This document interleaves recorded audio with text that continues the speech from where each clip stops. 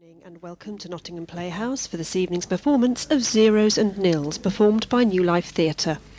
It has been directed by Nina Cleflin and translated by Vesna Ruzicka-Shejovich.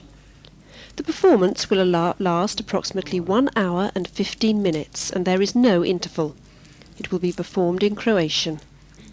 A continuous audio description, which will incorporate a translation into English, will be provided by Vocalise, and your describers are Willie Elliott and myself, Claire LeMay. For those of you who are experiencing audio description for the first time, please bear in mind that in order not to disturb the flow of dialogue, or in this case the translation, description of actions is often given slightly before or after the event actually occurs.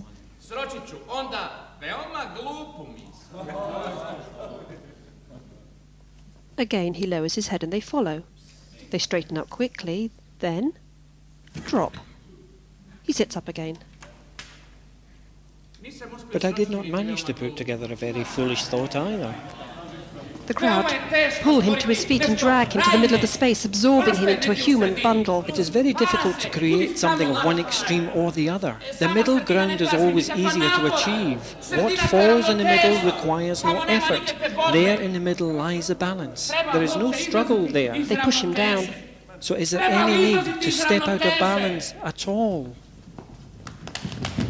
The group press themselves together in a bunch and shuffle round in tight formation, stopping to face us. As Anita begins a story, members of the group take on various roles and provide the sound effects. The cock barely crowed when Timofey jumped out of the little window onto the roof. Mitchell jumps away from the group. And frightened all those walking in the street. He flaps his arms wildly. Hariton the peasant stopped for a moment, picked up a stone and threw it at Timofey. Mario mimes throwing a stone at Timofey. Timofey then vanished into thin air. Look how quick he is, screamed the human herd. And a man called Zubov ran like mad and hit his head against the wall full speed. Shouted a female with a swollen tooth, but Komarov slapped the woman. And she ran off into the passage, wailing. Once again the group shuffle round in tight formation. Zeko pushes to the front. Fetulushin was passing them by, sneering. Komarov then approached them and said, "What's the matter with you, nutter?" And he hit Fetulushin in the stomach. Fetulushin leaned against the wall and his hiccups began. 6 members of the group arranged themselves as passengers on a tram, 3 standing side on and 3 crouching by their sides, all facing to the right. Maria stands at the front as a driver. Ruzicka sits on the narrator's stool to the left, holding a folded newspaper. Once a man jumped off a tram. Voyo falls to the floor. But in such a clumsy manner that he ended up under the car wheels. They lurch forward. Zeko steps forward wearing a cap. The street traffic came to a halt while a policeman was asking questions as to how the accident happened. The driver gesticulates frantically. The driver ran into a long explanation, pointing at the front of the car wheels. The policeman checked the wheels and took the name of the street down in his notebook. A rather large crowd gathered round.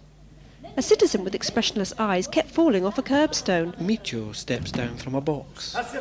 What happened here? A lady kept turning towards another lady and she in turn towards the first one. 2 ladies slap each other.